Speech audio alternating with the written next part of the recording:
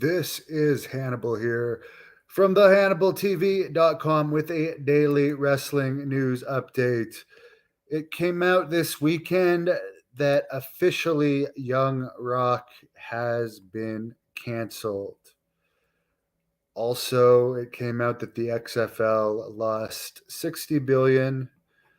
No surprise that the XFL lost. I know maybe I heard about it more in the past because it was associated more with wrestling in the past, but like beyond the first week, I never heard anything about it. But again, I'm kind of in the wrestling bubble, but it seemed to be very lackluster this year as far as the XFL goes. Some people are saying Rock's a failure because Black Adams was quote unquote a flop, but I actually looked it up and Black Adam grossed, and this is not including rentals and stuff.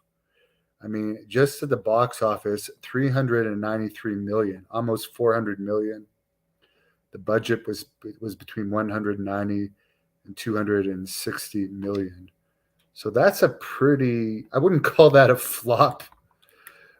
Grossing almost 400 million. Anyone can spin it their own way to say it's a flop, but wouldn't call that a flop.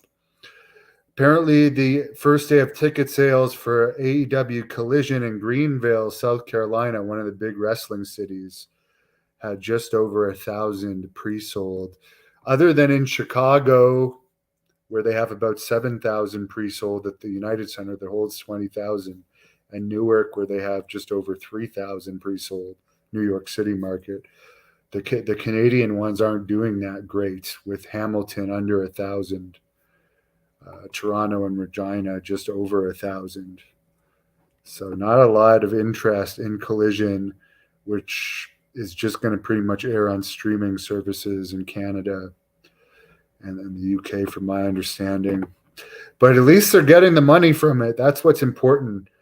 By the way, apparently professional wrestlers do not need work visas to wrestle in Canada, which I've known that for a while. As far as the U.S. goes, it really depends who your border agent is. But one of the reasons, which I took slack for doing collaboration deals when I wrestled in the U.S., was because it's actually illegal to wrestle without a work visa in the U.S. unless someone pays for your work visa. If it's a barter deal for footage, you're not doing a crime. I had that checked out. Apparently, speaking of crimes, Conor McGregor apparently punched a Miami Heat mascot twice and sent him to the hospital. So obviously Conor McGregor still getting into trouble. No doubt he's going to probably have to, like, what was the last time where he ended up having to pay the guy?